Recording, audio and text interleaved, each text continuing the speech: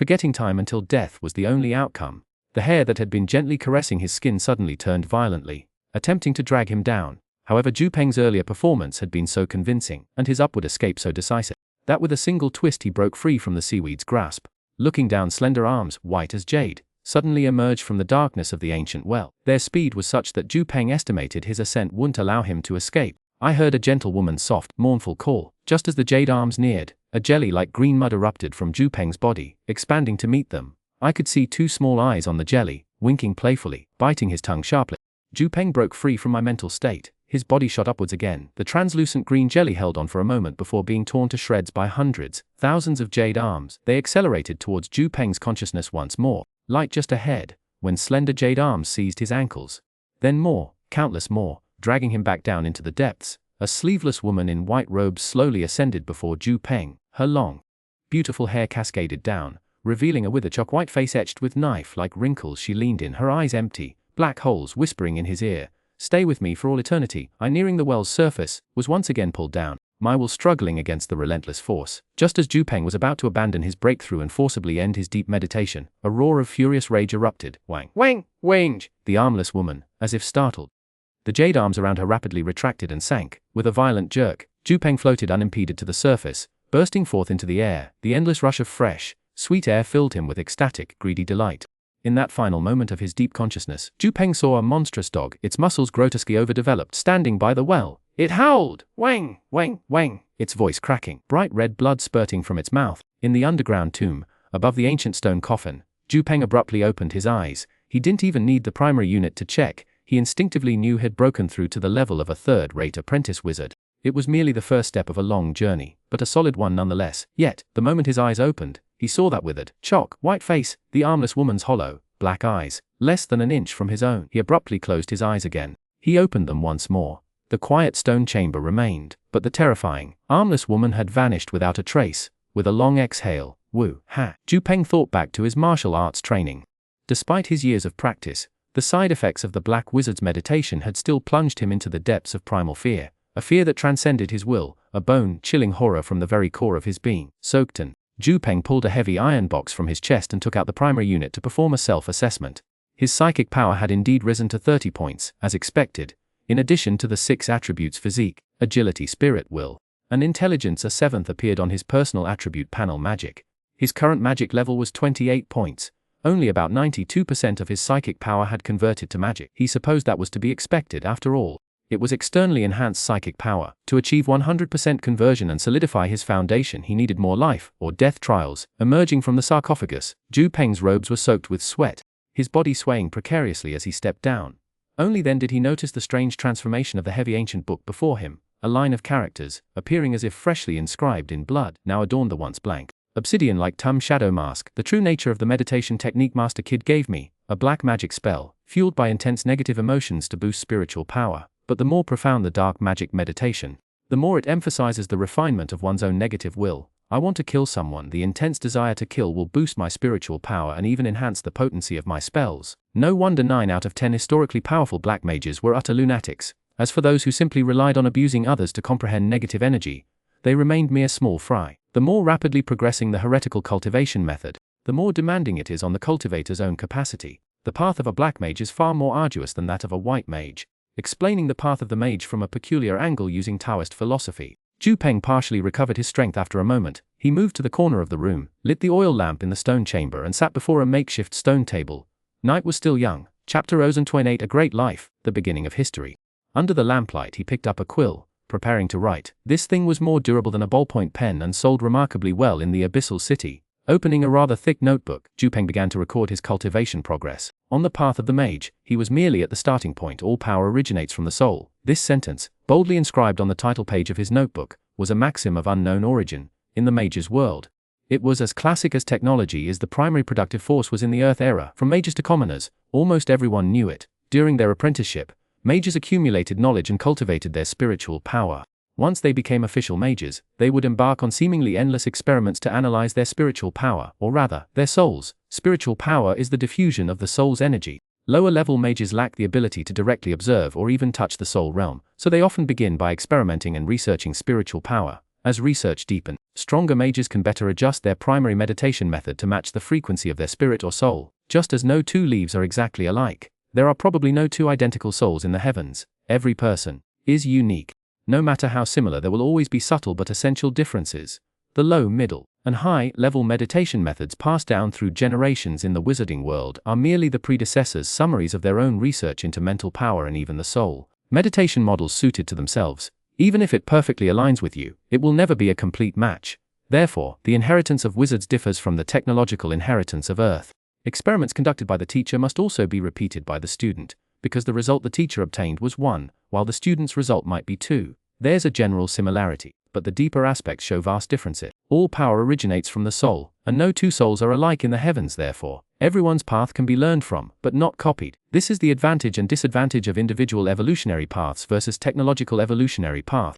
It's not easily inherited, nor does it develop rapidly, but at the same time it isn't limited by the wisdom of the masses. It's wondrous and full of endless uncertainties. The pen scratched across the paper, a soft rustling sound, recording his own insight. Tomorrow, Peng would ask Master Cole for recommendations on suitable books to enrich his apprentice years. After writing for a while, recalling the process he had experienced in deep meditation, Peng frowned slightly and took out the 2 cards he possessed. Unsurprisingly, they had undergone changes since he created them. Although they were initially golden cards, because they had never evolved, they had gradually become inferior to even high-level blank cards. The mutated sludge had undergone multiple changes in level, attributes and skills, its value having increased exponentially. Mutated sludge type normal, 8-6 level 10 level 16 Earth order HP 15 attack 6 defense 9 speed 15 special attack 20 fun spell defense 9 total 75 trait when toxic touch in battle. All direct and indirect contact will be subject to a constitution check for poison. Trait tween mimicry, its soft body can mimic any opponent, even their abilities. A near perfect transformation ability. Skill 1 learn new skill perfect mimicry. Skill 20 learn new skill memory unfilled inscription I love you. It had risen from level 10 to level 16 Earth order, its total attributes increasing by a significant amount, especially speed and special attack. It seems that the training over this period has allowed it to gradually adapt to a high speed, high attack battle state. Could the battles experienced by the summoned spirits influence their subsequent evolutionary form and attribute changes? With doubts, Peng checked the second high-level blank card, after his mental strength had broken through.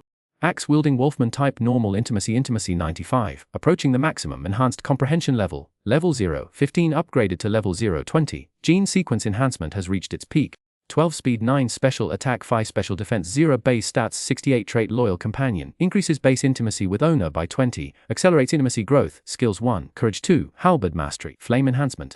Learn new skill masters devotion runes Wang. To put it simply, it's undoubtedly a vanilla card. Even with dedicated training, it only accelerates reaching its peak limit. Casually summoning the halberd wielding were-rabbit, it obediently sits beside Peng like a man-sized brown dog, except the halberd, emitting a faint crimson glow, rests at its feet, seemingly ready to fight to the death for its master at any moment. His fingers once again glide across the light gold card. The mutator, noticeably larger than before, splattered onto Peng's shoulder with a plop.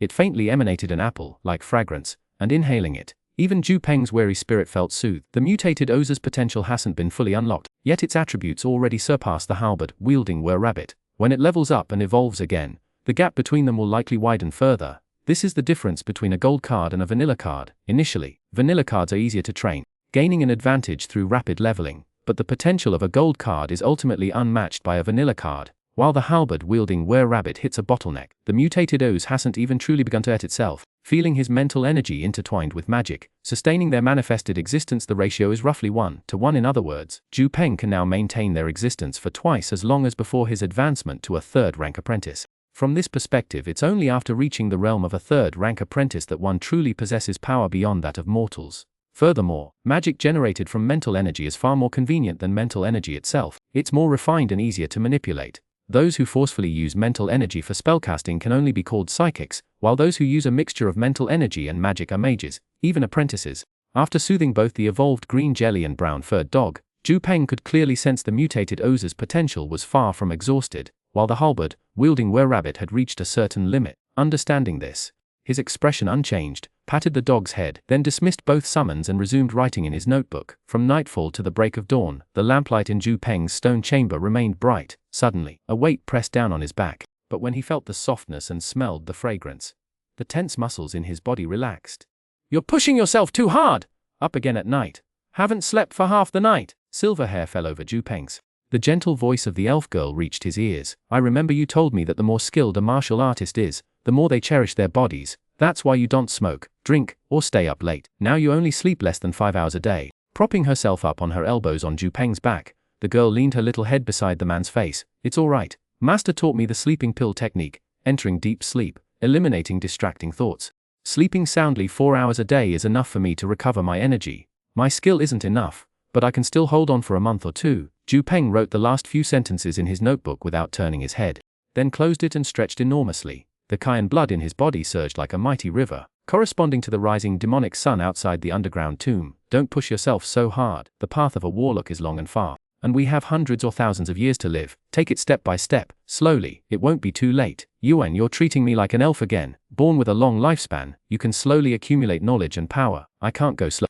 If I don't break through to the realm of a formal warlock, I'm just an ordinary human, destined to turn to dust within 100 years. The unparalleled legacy of the pure Yang sect, the pinnacle of martial arts, the heavenly fighting key, and the vast knowledge of the warlock path. I can't contain my fervent desire to grasp them firmly in my hands. He stood up and turned around, looking at the girl's stunningly beautiful pale face, even in the dim stone chamber. Ju Peng instinctively reached out to touch her, but he lowered his hand. The man's hesitation made Yuan, whose body was stiff and whose eyes were looking sideways at the corner of the wall, her face increasingly red, slightly pout by the lifespan of an elf. She was still just a child. My greatest sin is the arrogance in my heart that refuses to bow. If I hadn't seen them, it would be fine, but since these great beings have appeared within my sight, I refuse to forever stand at the foot of the mountain, looking up.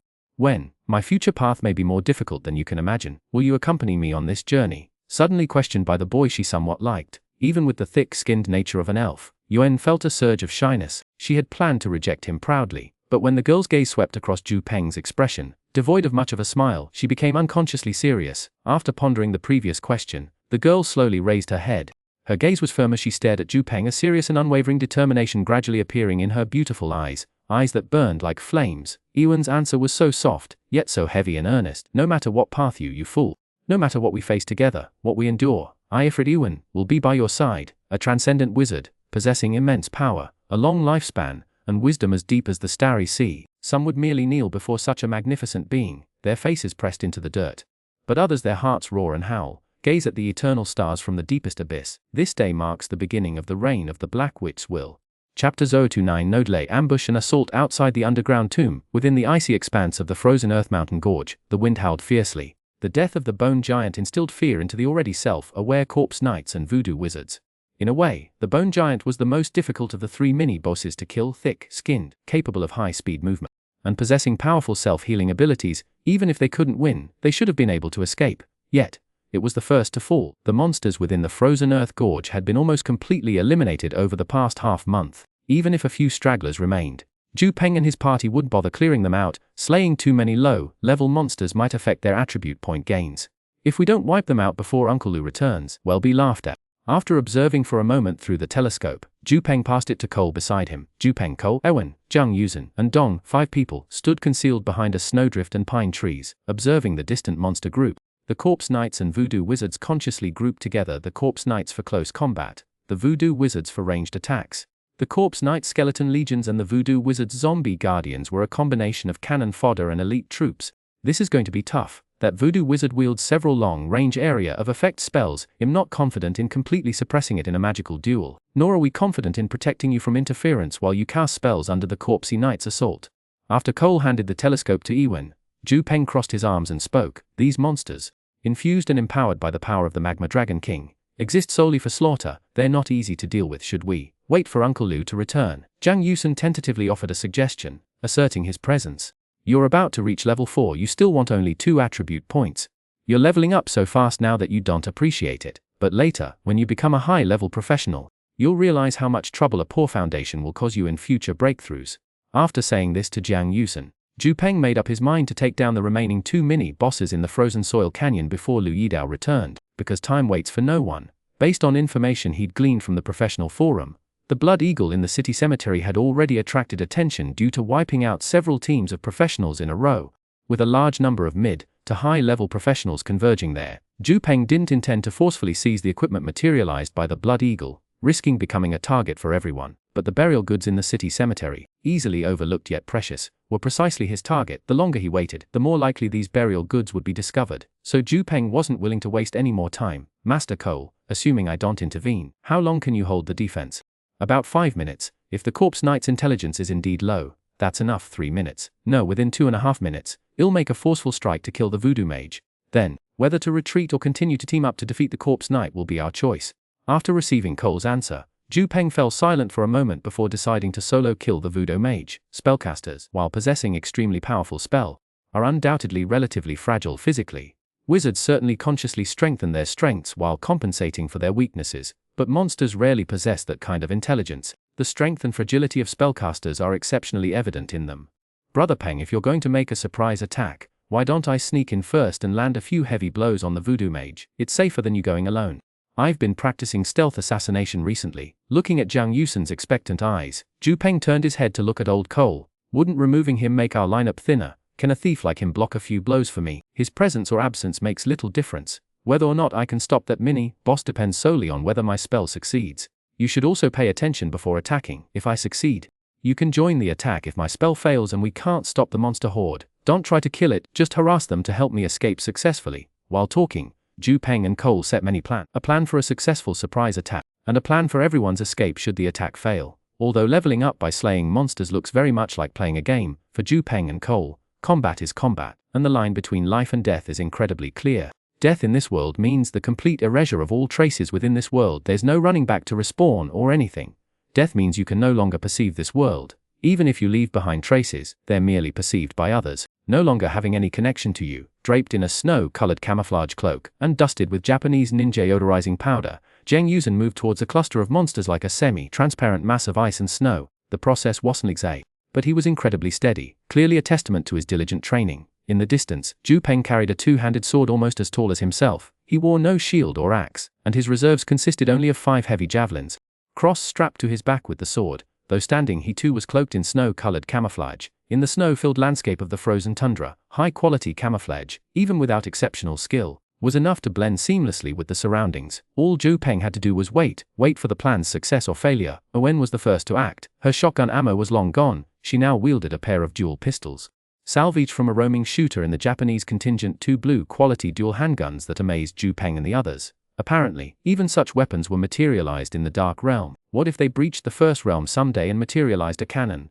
Would the professionals carry it on their shoulders? Guns were incredibly convenient. Iwan's dual pistols provided suppressing fire, mowing down scattered skeletons and zombies. She had to aim carefully at the skeletons, but with the tougher zombies, each shot was a headshot. Then the girl tossed 3 fragmentation grenades into the monster throng. With 3 resounding booms, large swaths of skeletons were shattered, while the zom, mostly unharmed unless directly torn apart by the grenades, shambled back to their feet. The zombies, eyes blazing red, charged towards the silver-haired elf. Responding to this provocation, nearby Ghoul Riders spurred their mounts forward, while voodoo wizards began drifting in this direction. Chapter Orothera, the future Night King, Wind and Snow Giant. Unlike the duplicity common among humans, monsters, especially the lower intelligence monsters of the First Realm, once agreeing to cooperate. Furthermore, whichever side was attacked, the other would provide full, unreserved support. However, a sizable rock, heavily covered in snow and ice, lay in the path of the voodoo wizards leading their guardian zombie horde. Jiang Yusen, using a special technique, had burrowed into the snowdrift, already gripping his poisoned dagger and repeating crossbow,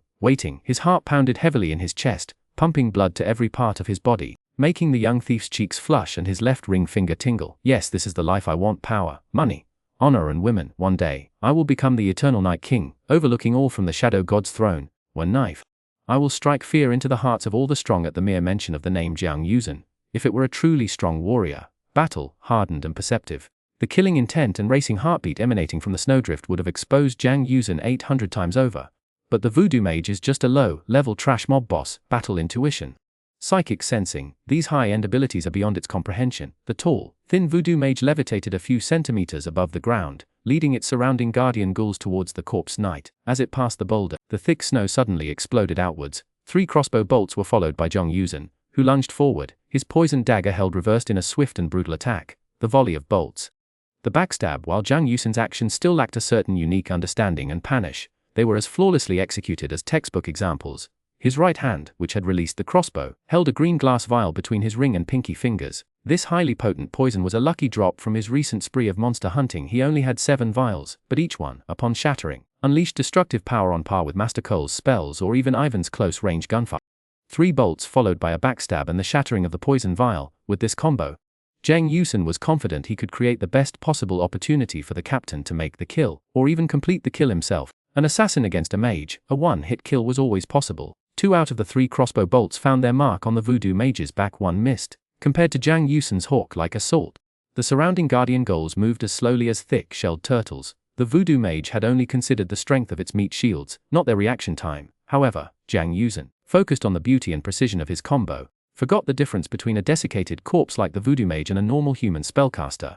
It lacked nerve endings. The 2 crossbow bolts piercing its flesh caused no delay in its reaction, just as Zhang Yusen lunged behind the black-robed, faintly levitating corpse and went for the killing blow with his left-hand dagger. A membrane shimmered around the voodoo mage, a translucent film filled with a faintly green defensive field. The voodoo mage's magical output spread in a 360-degree defensive field. Zhang Yusen strained his left arm attempting to rip through it. However, it wasn't just the field's inherent resilience. The spreading magic was saturated with a corrosive, burning poison. Engulfed by the repulsive field, Zhang Yusen felt as if he were immersed in flames. He could hold out no longer and smashed the vial of poison in his right hand, a cloud of greenish-blue toxin instantly dispersing. Meanwhile, with Yuan luring the high Mingao Gong monsters, the long-prepared old Cole cast his spell, blocking the corpse knight and its undead horde.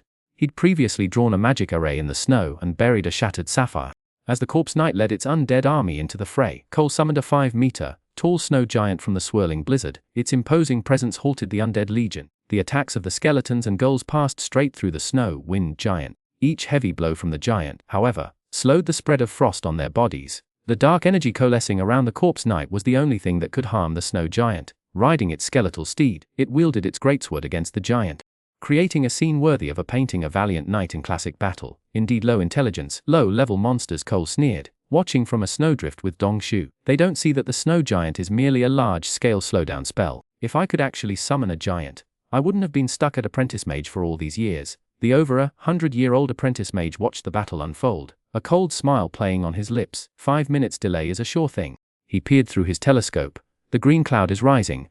Peng and Zhang Yusen seem to be doing well. If they can take down the voodoo mage in 3 minutes, eliminating these 3 minor bosses plaguing the frozen soil Snow Mountain Valley won't have to wait until tomorrow. The moment the poison cloud billowed, Peng, receiving the signal, tossed aside his snow-white camouflage cloth, letting it drift away on the icy wind. Clad in leather armor, the man moved like a colossal beast. Slowly gathering momentum, he walked, jogged, then broke into a sprint, his body leaning forward, his tailbone driving his entire body. Several guardian ghouls, untouched by the poison cloud, charged towards Peng, but before they could reach him, they were pierced through the skull by lightning-fast, heavy javelins, collapsing into the snow. A crossbow might take 3 or 5 bolts to kill a guardian ghoul, but Peng's heavy javelins were one-hit kills, each strike creating a fist-sized hole. The poisonous cloud gradually dispersed, and 5 orange lights emerged from the spot where the voodoo priest floated. Peng's eyes narrowed without hesitation, sending dark waves expanding 360 degrees. In an instant, the condensed dark particles enveloped him in a layer of jet-black flames. Wolf fighting Q limitless state, brutal activated. The poisonous cloud dissipated. Zhang Yusen, his face pale and tinged with green, desperately struggled against several ghouls. He coughed up blood as he fought with his dagger, unwilling to be torn apart, for defeat meant death. His footwork, his dagger skills, his combat awareness, all things Peng had taught him, all things he'd studied countless times in videos, were now united by a fierce desire. Because I goddamn don't want to die. Chapter 31 Swordsmanship. Peng's imposing assault drew considerable attention. The voodoo priest slowly turned. 5 burning fireballs surrounded it, originally intended for the young thief besieged by the ghoul horde. But as Peng, his body ablaze with dark flames, approached, the voodoo priest, possessing a degree of intelligence, swiftly changed its target. With a flick of its ruby-tipped staff, the 5 fireballs, trailing long fiery tails, hurtled towards the charging man. Hold on! A green orb materialized in Peng's left hand, then vanished. A faint green glow emanated from Zhang Yusen in the distance. The combined effect of their 2 healing spells temporarily stabilized the situation. Wolf Clan Secret Sword Technique Shadow Fang. Wudang Swordsmanship Imperial Sword. Repelling Dragon. Channeling the power of his swordsmanship, Peng's body became one with his long sword, seemingly slicing through 2 jet black crescent moons, maintaining a mostly straight path. He narrowly avoided the net of 5 fireballs. Explosions of ice and steam filled the air as Peng, his hands gripping the sword, seemed to press his entire weight onto the weapon. Wudang Sword Manual. The immortal wields the sword like a repelling dragon. A master swordsman imbues the weapon with power, guiding and harnessing it, even using it to counter incoming force. Using breath control and footwork, the power is pushed to the limit. the sword flashing wildly, its power multiplied tenfold or even 100-fold, greatly increasing its lethality. This is the true mastery of swordsmanship. Zhu Peng only understands the basics, he hasn't even achieved inner strength. He understands the advanced wudang techniques, but cannot yet execute or fully appreciate them. Secret sword technique Greedy Wolf 7 kills. Harnessing the power of wolf fighting ki and shadow fangs, Zhu Peng's sword sliced through the air, cutting down several guardian corpses that lunged at him. Amidst the spray of foul corpse blood, he seemed to transform into a giant black demonic wolf standing atop the cliff, howling at the moon. This was Greedy Wolf 7 kills. A killing move of the Wolf Clan's secret swordsmanship that even tens of thousands of wolf warriors might spend a lifetime trying to master and never achieve. The true essence of wolf fighting ki lies in restraint, not release. Only by mastering both the taking and letting go can one truly control this martial art. As Zhu Peng transformed into a dark colossal wolf, lunged at the emaciated voodoo mage, Zhang Yusen suddenly shouted, "Peng, he's got a defensive energy field, you didn't say so sooner." The giant dark wolf jaws snapped towards the voodoo mage, but a pale green, translucent defensive field materialized out of thin air. Two powerful forces clashed, then dissipated. If Zhu Peng hadn't been so dithering and had truly mastered wolf fighting ki, fully utilizing the devastating power of the shadow fangs, that defensive field would have likely popped like a balloon. The problem was, he was dithering. The black wolf and the pale green field dissipated simultaneously. Zhu Peng, dual-wielding his swords, passed the voodoo mage, leaving a withered arm flying through the air, the mage's left arm, cleanly severed by the residual force of Zhu Peng's sword. But for a skeletal undead creature, losing an arm was like a human getting a nosebleed. The voodoo mage turned without hesitation, beginning another incantation. 5 even larger and more potent fireballs coalescing as Zhu Peng's face turned ashen and his stamina plummeted. This was only because he had finally broken through to the 3rd rank apprentice wizard level, significantly improving his control over energy particles. Otherwise, the corrosive effect of the dark energy particles on a normal human body would have already left him completely drained. Use and next time, remember to mention these kinds of unexpected situations earlier, Zhu Peng said. If there is a next time. He held his sword in his right hand, and with his left, he tossed out 2 cards. In an instant, a fully replenished Zhang Yusen charged into the horde of corpses, relieving the almost exhausted young thief. For some reason, the mutated green slime could only mimic Zhu Peng's form, but its skill replication was extremely poor. Its replication of Zhang Yusen and Cole was extremely accurate. Now charging into the corpse horde, it was like a spinning top, weaving and striking, acting even more like a skilled veteran thief than Zhang Yusen himself. The axe-wielding were creature landed before Zhu Peng. It let out a furious roar at the voodoo mage Wang, who was pointing his ruby staff at them. Wind and snow swirled as invisible ripples spread outwards. Creatures within an 80-degree arc of the were creature froze. The ordinary guardian corpses stiffened slightly, at most taking 2 of Zhang Yusen's slashes. The voodoo mage, whose body was no longer protected by a defensive field, stiffened. The 5 fireballs he had just conjured exploded, engulfing him in a raging torrent of orange-red flames. Though his magic resistance was undoubtedly high, the voodoo mage immediately plunged into a nearby bonfire to cool down.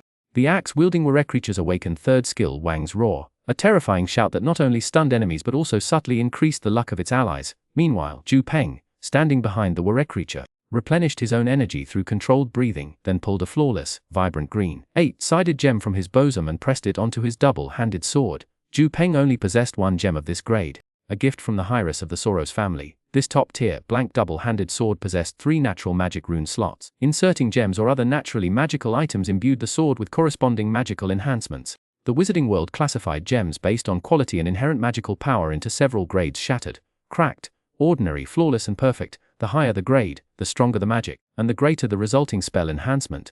Attaching a flawless green gem, the kind even a fully fledged wizard would struggle to acquire, to his sword, dark green magic spread, activating the rune array. The entire blade instantly shimmered with faintly green, venomous. The blank double-handed sword, now inlaid with a flawless green gem, had become a poison blade surpassing even the level of first world weapons. 2.5 minutes 26 seconds remaining. 22 seconds to finish you. Pushing off the snow. Holding his double-handed sword at a diagonal, charged again towards the voodoo mage with ferocious determination. I swear I shall be victorious. Chapter 103 Turid, the 3 musketeers and the frozen earth battle. The gleam of cold steel flashed. The sounds of blades tearing flesh. Filthy blood splattered the pristine snow, surrounded by severed limbs and scattered particles of light. A young boy lay groaning on the snow. He leaned against a rock, his body covered in wound, hardly a patch of unscarred skin remaining. The worst was a terrible bite wound on his left shoulder, a large chunk of flesh torn away, almost reaching the artery. Far from Zhang Yusen, a swordsman clad in thick leather armor crouched, struggling to support himself before the almost completely shattered corpse of the voodoo mage. He gasped for breath, forced to lean on his double-handed longsword, which faintly glowed green. Vortices of light particles swirled around him, merging into his body, easing the strain on Zhu Peng's nearly exhausted physique. He felt as if he were immersed in warm water, hungrily devouring the demonic essence to replenish himself. After absorbing enough essence to ascend to a level 4 sword and shield soldier, Zhu Peng gradually straightened, regaining enough strength to fight. This wasn't a perfect ascension, however, he only gained 4 free attribute points, but when Zhu Peng picked up the 2 items materialized by the voodoo mage, his displeasure vanished, a double-handed staff and a thick spellbook, rare, therefore precious, though he'd only spent a little over a month in the first realm. The preparations he'd made before leaving ensured Zhu Peng knew the voodoo mage had dropped everything. Without time to identify or examine them closely, Zhu Peng strapped the staff and spellbook to himself, then walked to the young thief. Zhang Yusen's original task was to inflict as much damage on the voodoo mage as possible before hiding. Staying hidden for long wasn't feasible, but 10 seconds was achievable. Zhu Peng planned to burst in, and then Zhang Yusen could fish in troubled waters. Knowing the boy wouldn't be able to hide, and that he'd draw most of the guardian corpses, Zhu Peng had removed his own leather armor and put it on him. "How are you doing? If I were you, I'd struggle to get up and kill a few more monsters. Leveling up to level 4 will greatly reduce fatigue and restore some injuries." "No way, Brother Peng, I can barely move. You should go to Master Cole and the others. I'll lie here for a while. The nearby monsters are all gone anyway. I really can't get up." His words were punctuated by a cough. For quick combat power, Zhang Yusen had put all his attributes into agility, even relying on weapons and potions for damage. This build, while extreme, wasn't wrong for a dedicated thief. However, his completely ordinary, even weak constitution meant Zhang Yusen's margin for error was extremely low. Any accident in combat could kill him. "Yusen, hold on for a bit. Don't fall asleep. I'm leaving bubble here, so you'll have something to deal with whatever happens. Hang in there." With a slap, he smeared the mutated green slime onto Zhang Yusen's face. The fragrant scent of its essence slightly revived the boy. Then Zhu Peng drew his sword and ran towards Master Cole. Compared to the quick resolution here, he dared not engage a spellcaster in a protracted battle. Cole was attracting a significantly larger number of monsters, so Zhu Peng didn't dare delay. Disappearing quickly from Zhang Yusen's sight with his whirrats, Zhang Yusen leaned against a rock, his pale face tinged with a faint green. He coughed violently from time to time, then slapped himself hard. The mutated green slime before him pulsed and shifted into various shapes, attempting to distract him. After enduring the most agonizing, sleep-inducing period, Zhang Yusen let out a long sigh knowing he'd managed to escape death. Of course, that was assuming the team didn't suffer any mishaps and returned within half an hour. When Zhu Peng reached Cole, Cole and Yevon had already cleared most of the undead legion around the corpse knight. However, old Cole looked pale, sheltering behind Yevon. The silver-haired, red-eyed elf held a sword in her right hand and a pistol in her left. Her swordsmanship was dazzling, its cold light enveloping the area, while her pistol occasionally fired a shot to cover gaps in her swordplay. As Zhu Peng ran closer, he slowed down, because even he hadn't expected Yevon to be so incredibly powerful when fighting at full strength. In fact, Yevon, known alongside her sister as the sun and moon of the Ifrit family, was already exceptionally strong. However, she had switched to witchcraft mid-career, so her magical abilities weren't as outstanding. Her martial arts skills were a joke compared to Zhu Peng and Mahu, such madmen, resulting in an absolute disparity. Once engaged, she could be killed and knocked down instantly. However, against opponents of comparable strength, where no absolute gap existed, the girl's formidable overall abilities shone through. Her rapier flashed, her gunshots precise and deadly. Moreover, as an elf, she wasn't just incredibly agile. In truth, the elven folk excelled in strength, constitution, surpassing ordinary humans. Their slender builds, however, often masked this fact, and their choice of combat style led many humans to misunderstand. The corpsey knight lunged with his sword, even parried with a combination of sword and gun.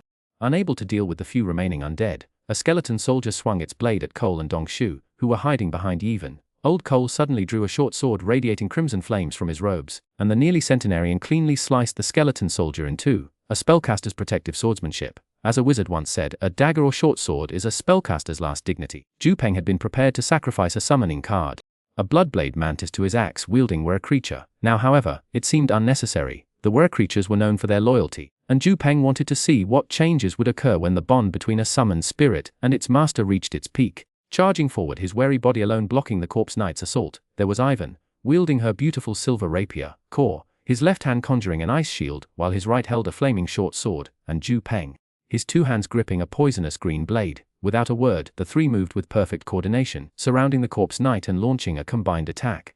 At this point, the battle had devolved into a brutal stalemate, a desperate struggle for survival. Each time the corpse knight attempted to flee on horseback, Zhu Peng, with his acute perception and hearing, would lunge forward, stopping its charge.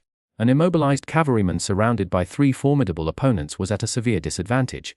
Ivan could partially restrain the corpse knight with entangling plants. Core's small ice shield could rapidly expand to block its powerful attacks and this seemingly bottomless well of magical power. This veteran apprentice could even launch fireballs with his right hand, pelting the corpse knight. In this relentless harassment and deadlock, the last mini-boss of the Frostbound Canyon grew progressively slower and weaker. until Zhu Peng saw his chance and plunged his twin blades into the corpse knight's exposed chest. A torrent of venomous green fire erupted, consuming the already dead undead in a blazing emerald pyre. Zhu Peng's precast soul trap captured the freed spirit, drawing it into his crystal ring as a swirling cloud of dark purple smoke. The Frostbound campaign concluded. Chapter 33. Since there are 4 masters, there must be a 5th. A cold night, snow and rain falling on the river. At District D, the former Cell Rainbow Bridge. 2 gangs, each numbering in the hundreds, faced each other across the bridge, their confrontation watched by countless eyes and ears. The outcome of this negotiation would decide the fate of many. Redrawing the lines of power and influence, Xuanhuan, an elderly man on one side, began, his voice carrying across the expanse. He held 3 sections of a steel rod in one hand, dressed in a crisp martial arts uniform, despite his age and white hair.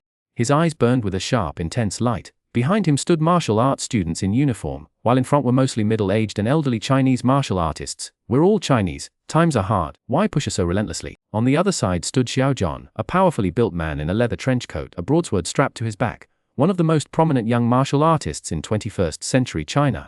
He was known for his unmatched power and was rumored to possess the potential to command an army, a true general of the nation. But in the age of wizards, Xiao Pojian, whose name means to break through 1,000 armies, also rose. With his daring bravery and ruthless methods, he single-handedly built the largest gang in District D of Abyss City, the Pojian Gate. Today, the 3 elders assembly either submits or ill fight until you do. You have a choice: live and enjoy the pleasures of this world, or cling to your power until death. I give you this choice. He spoke, pouring more wine into his mouth. Xiaozhan had built his strength with alcohol since childhood. While others grew increasingly drunk, he became stronger. He even entered the realm of Huajin in a state of inebriation. Now, he intimidated veteran martial artists from the old days to the point of near surrender. Submit or die. Glancing coldly at the complacent elders, still hesitating and stalling for time, Xiaozhan gestured his subordinates, a motley crew of thugs and gangsters, brandished knives and iron rods, roaring as they charged toward the martial artists, a frenzied, bestial rage in their eyes. In the darkness beyond the reach of the Rainbow Bridge's lights, a slender figure cloaked in black, revealing only half a cheek, had already prepared a magic array. After sprinkling green gemstone powder into the array, runes lit up, and dark mist surged forth. This mist drifted onto the battlefield, merging with the men who had consumed the war god's wine and tasted blood, driving them into a frenzy. The combined effect of magic and potion caused their muscles to swell. Tearing their clothes, eyes bloodshot, they would suddenly abandon their weapons, lunging at a martial artist and biting at their neck. Like the undead, one man's desperate fight defies 10, 100's death-defying struggle defies 1,000. The Pojian Gate's furious onslaught quickly overwhelmed the 3 elders' assembly. They outnumbered their opponents, and their frenzied fighting spirit shattered enemy morale. Even the martial artists of the 3 elders' assembly, skilled as they were, could barely resist. Stop! Stop! We're all Chinese! We're all Chinese! The leading martial artists of the 3 elders' assembly possessed considerable skill. Initially, they hadn't intended to kill, merely knocking down their attackers, but when those whose joints had been dislocated, who should have been incapacitated by pain, still lunged forward, biting at their legs with desperate fury. Everyone fought with a killer instinct. It was either them or their attackers. Demon spawn! A long-browed old monk in a yellowish apricot robe wielded a staff as tall as his eyebrows. With a slight exertion of force, the ground beneath his feet trembled subtly. The crowd surrounding him scattered like a bursting bomb, allowing the monk in the yellowish apricot robe to leap into the air, swinging his staff in a whistling arc toward Xiaozhan, who remained standing, calmly drinking wine, clear indication of a strategy to capture the king first. Dinian, the second elder of the 3 elders' assembly and a Shaolin staff monk, was a master of hard qigong and the demon, subduing primordial staff technique. His entry into the fray was like a tiger amongst sheep. With a sweep of his staff, he felled a large number of opponents. His strength shifted seamlessly, and even the most ferocious fighters were rendered combat ineffective with their bones broken by his iron staff.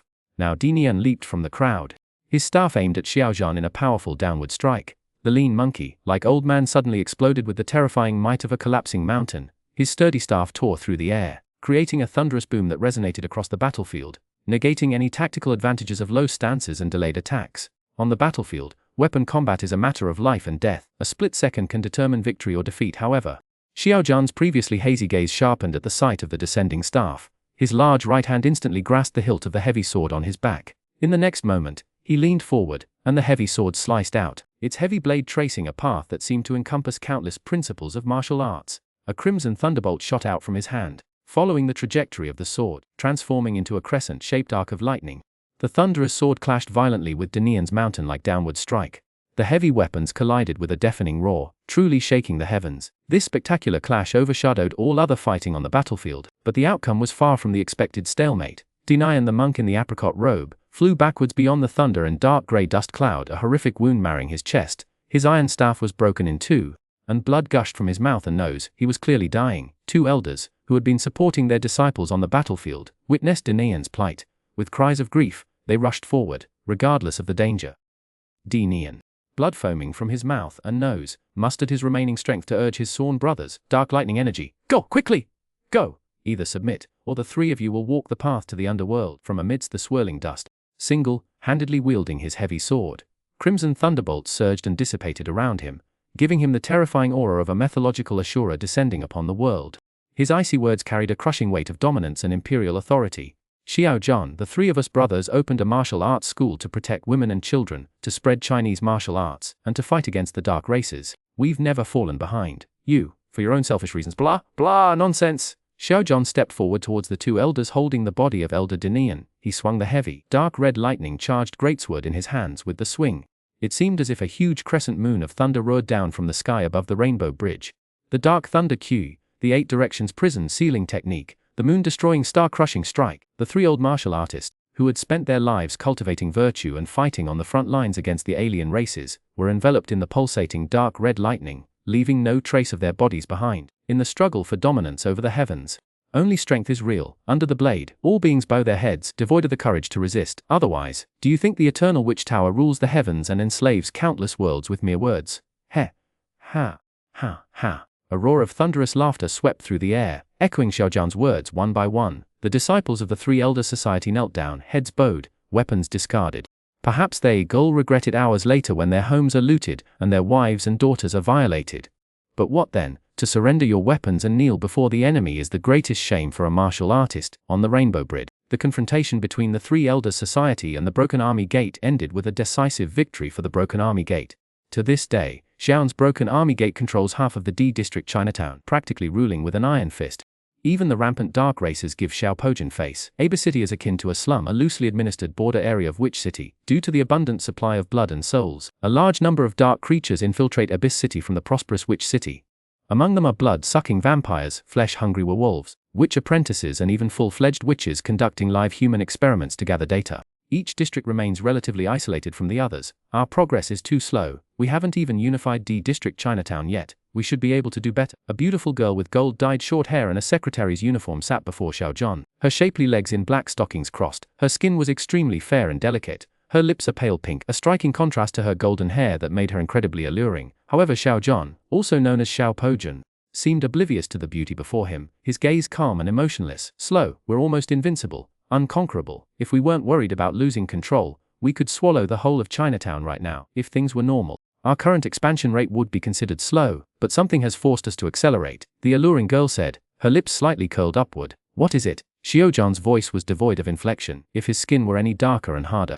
The Grandmaster of the Chinese Martial Arts Association in Wizard City, the top expert in Chinese martial arts, and arguably the strongest man on Earth in the 21st century, Mr. Li Jingxuan, the Land Immortal, is accepting a disciple, a successor to his legacy. For the first time, an undeniable change swept across Xuanhuan's face. He couldn't help but be surprised by this news. Shouldn't successors be trained from childhood? With the many complications of Earth's demoplane, the invincible Mr. as Grandmaster of the Chinese Martial Arts Association, must protect the interests of the Chinese people. He's also Earth's strongest warrior, requiring his presence in the Dark Realm to expand territory, and even maintaining relationships with the esteemed wizards of Wizard City falls on his shoulders. Given these circumstances, how could Mr. Li Jingxuan possibly have the time and energy to cultivate a successor from a young age? But he must select from among existing young experts. This will alleviate Mr. Li's burden while boosting the morale of Chinese martial artists, the girl with golden hair explained eloquently, her large, bright eyes smiling as she gazed at Xuanhuan. She clearly understood the allure of this news for him. Mr. Li Jingxuan's successor, who else could it be but me? Xuanhuan replied calmly, and he had the qualifications to make such a claim. Not necessarily, she countered. The four strongest young masters of Chinese martial arts in the 21st century are the proud and aloof Lu Qing'o, the elegant and cultured Yang Kea, you the unstoppable Xiaozhan, and Zhu Peng, the pure Yang Wuji of Wudang. Why? Li necessarily choose you Li's dead, and Yang Kea, though possessing exceptional cultivation, lacks practical combat experience. As for Zhu Peng, the pure Yang Wuji, humph, a good-for-nothing who can't even break through to the dark energy fist realm, he dares to contend with me. Pure Yang swordsman Zhong Yuanfang couldn't overcome his psychological barrier. Perhaps the Land Immortal Li Jingxuan won't be able to either. Moreover, Mr. Li's choice of a disciple isn't solely based on martial prowess. This successor will inherit Mr. Li's martial arts, but also take over some of his duties as Grandmaster of the Chinese Martial Arts Association, managing countless affairs. Regarding martial arts, I have absolute confidence in your Po-jun style. You're undoubtedly the most invincible among your peers. But in terms of management, you're far weaker than Yang Kea and Zhu Peng. Yang Kea's aristocratic background speaks for itself. As for Zhu Peng, another commoner, he managed to bring order to F District in just a few months, driving the wolf tribe into hiding and suppressing other dark races like rats. While you, Po-jun, have established the most powerful Yakuza organization in District D. Your influence among the people, especially in Chinatown, is far less than Zhu Peng's. I needn't elaborate, you fall far short of him in this regard. He truly lives up to his heritage as a disciple of the renowned Wudang School. His actions are steady, thorough, and flawlessly executed. Flipping through the documents, the beautiful and striking girl clicked her tongue in admiration. She felt the man described in this file could practically see into the future, planning 3 steps ahead with every move, a truly remarkable level of foresight. However, even his excellence only makes him a peak Ming Jin practitioner, and a dead man can't compete with you, Po-jun. After her praise came the venomous plan. The blonde girl turned and pressed the remote. A projection appeared before Xuanhuan, a video recording of a female archer, capable of transforming into a blood-red-eyed Bloodhawk, successively assassinating 7 professional fighters. The nun's Tom, the Bloodhawk, a boss with such a strong presence and martial spirit. How could Master Zhu, the peerless Pure Yang expert? Her silvery voice echoed in the office, accompanied by Xiaozhan's cold, calm gaze. Those who stand in my way, die. Japan's harsh natural environment, with its constant earthquakes, has led its martial arts to focus on a path of slaughter and carnage, a path of conquering all that stands in their way, gods and Buddhas alike, on extremely aggressive style. In contrast, Chinese martial arts pursue the harmony of yin and yang, the unity of man and nature, aiming for a life in accordance with the natural order, and ultimately transcending the mundane and achieving immortality. In the early stages of cultivation, it's indeed less ferocious, fierce, and aggressive than Japanese martial arts. Chapter 4 Tai Chi Chuan, Shield Axe Killing Technique, 5 forms: internal and external cultivation, dawn, the frozen earth, a snowy mountain, and an underground tomb. Shen Zuan, water is taken, followed by a massage. Warm currents swirl in his lower abdomen. After relieving himself, Zhu Peng practices his martial arts near the entrance of the underground tomb. Zhu Peng's secondary profession is as a shield and axe warrior. Though he allocates all his attribute points to his mental strength, he currently heavily relies on his martial arts skills, honed over nearly 20 years of rigorous training. Moreover, since becoming a formal wizard, there are many ways to enhance his physical attributes like strength, agility, and stamina. Potions and bloodline witchcraft experiments can quickly build a physique that would take a terrestrial martial artist a lifetime to achieve. However, while a strong physique is attainable, martial arts mastery is not easily acquired. Zhu Peng wields his shield in his left hand and axe in his right, a combination of offense and defense, advance and retreat, hardness and soft. He even unexpectedly switches his weapon usage: shield on the offense, axe on defense, like the turning of the yin and yang, gradually filling the space with a vast, ethereal, ancient, and protracted aura. Zhu Peng, though only at the Mingjin level of national martial arts, possessed a depth of Kwai and inherent rhythm in his boxing that eluded many grandmasters of Tai Chi. His uncle Master Li Doman once commented that if not for his psychological issues, Zhu Peng's martial arts would have easily reached the pinnacle of Hejin, if not the Dandao realm. In truth, with some unorthodox, faster methods, Zhu Peng might have broken through to the Anjin realm. Unleashing the suppressed hatred and resentment in his heart could have propelled his martial arts progress explosively. But the pure Yang sex lineage was lost, and Zhu Peng would never glimpse the leak-free, immortal body of the pure Yan Dandao realm. Head strayed from the path, and the further he went, the more astray he became. Within the underground tomb, blades flashed and axes whirred. Zhu Peng advanced, his right hand steel axe cleaving down, force concentrated on the blade, swift and heavy. The air ripped with a tearing sound like cloth being cut by giant shears. Then his left shield rotated and struck, its force spiraling. Though just a round iron shield, Zhu Peng imbued his attack with the feel of a steel drill. While lacking the same destructive power, any opponent of equal level struck by this spinning shield would lose their balance, their feet unsteady, placing them in mortal danger. The third move was a collapse. After the downward axe strike, the axe, like a cunning viper, darted out from behind the iron shield.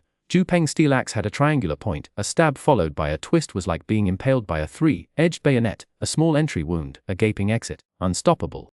Mangled entrails, excruciatingly cruel. Beyond the dual wielding of axe and shield, Zhu Peng's legs secretly darted out, hooking and tripping to disrupt his opponent's balance. A fall might be insignificant on level ground, but in a fierce fight with a skilled martial artist, a trip meant near certain defeat. Unless you had some incredible ground fighting skills, you wouldn't be getting back up. Your opponent would pin you and beat you to death. The fourth move was a horizontal fist intercept. Zhu Peng spun suddenly, his left shield protecting his vital points while his right axe ferociously chopped down, a counterattack move similar to the retreating horse spear in Tai Chi axe shield combat. As the enemy pursued, this unexpected blow could turn the tide, leading to victory against a stronger foe. Even if the opponent managed to block, it mattered little, their momentum would be checked, allowing Ju Peng to attack or retreat, or to combine shield and axe for the 5th killing move. Boom, the words of his master, spoken during his youth training, echoed in his ears. Ju Peng held his shield in his left hand, raising it slightly before his chest, then his right foot came down heavily on the ground, kicking up a cloud of dust. With a violent thrust, the cold iron shield exploded with force, the power surging through his leg muscles and into the ground. The subterranean tomb seemed to tremble around him.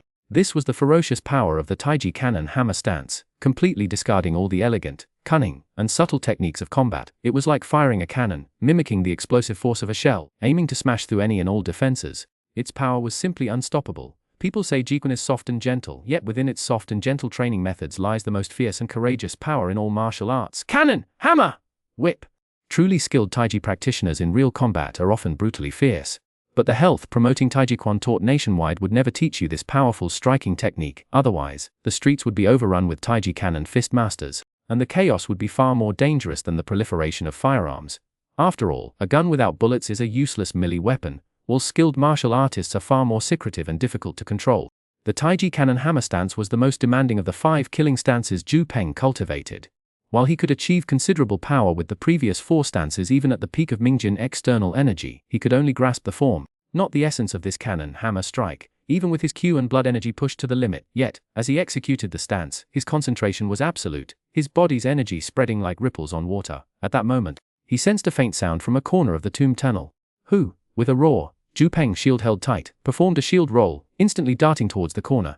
His shield swayed slightly, his axe gathering power. Whoever, spying on a pure Yang sect disciple's training, would be dealt with swiftly. The sky was still dark, the tomb tunnel dimly lit. Ju Peng's roll and attack were lightning fast, catching the peeping Tom before they could react. He was within striking distance before the other could respond. Having just finished his training, Ju Peng's mental fortitude was at its peak. Before he even moved, a wave of dark and oppressive mental pressure washed over the unseen figure. The shadowy observer felt a cold gust of wind sweep over them, chilling them to the bone. Countless terrifying demons and ghosts seemed to emerge from the darkness, reaching for them, threatening to drag them into hell. The peeping Tom was startled, but their first reaction was to raise their arms, spinning like a top, using their arm like a blade, executing a retreating spinning chop to counter Ju Peng's attack. A single, swift strike brimming with murderous intent was like a 1,000-horse cavalry charge sweeping away all demons and ghosts. Chapter 135 The Ballad of National Martial Arts. A camp filled with wounded soldiers. The secret observer's backhand chop was like a knife cutting through water. The air ripped and whistling from the force of the blow. However, Ju Peng didn't flinch. What he'd just countered was a dark wizard's spiritual will, a power he'd cultivated after becoming a 3rd-rank apprentice witch. The observer fit. Spinning chop exposed a weakness in his defense. The next moment a cold iron shield, spinning with ferocious force, met him. He had to block. He could help but block, but his hasty defense left his feet unsteady for a moment. Ju Peng's hidden timed perfectly, snaked around the opponent's ankle. Then, his right hand, wielding a pure steel short axe, delivered a brutal, decapitating blow. Ha! A flash of bright steel illuminated the darkness of the underground tomb. The observer, with astonishing agility during his fall, aiming for Ju Peng's abdomen, Xuanhuan cuts gut, splitting strike and Ju Peng's descending axe froze simultaneously. Ju Peng had given his all, but Xuanhuan cut was drenched in cold sweat. Ju Peng's axe was mere inches from his head. The most treacherous path I've ever walked was your fighting style, Xuanhuan cut said, panting. What was that illusion just now? If I hadn't lost the initiative, I wouldn't have been pushed to this point by a brat like you. Xuanhuan cut sheathed his blade, rising to his feet, but Ju Peng's axe remained pressed against his neck, unwavering. Stop your rambling. You were spying on my training.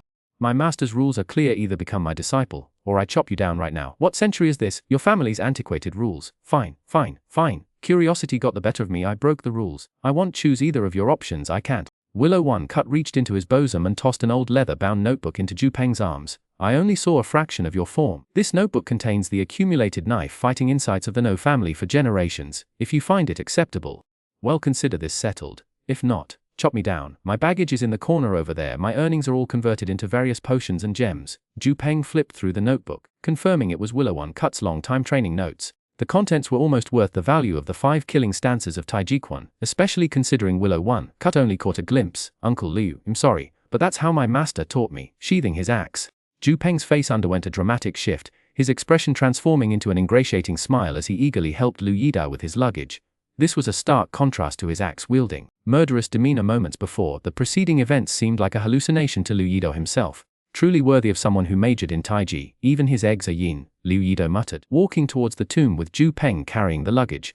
I actually envy Zhang Laoban. He truly found a disciple capable of inheriting the pure Yang sect's legacy, his mantle. These days, there are only a handful of people, mostly older martial masters and a few young ones like you, in the Abyss City who still value our craft. He chuckled, but to Zhu Peng it sounded more like a sob. Martial arts, a millennia-long unbroken lineage of China. How much longer can it survive the erosion of the tide of interdimensional civilizations in this age of sorcerers?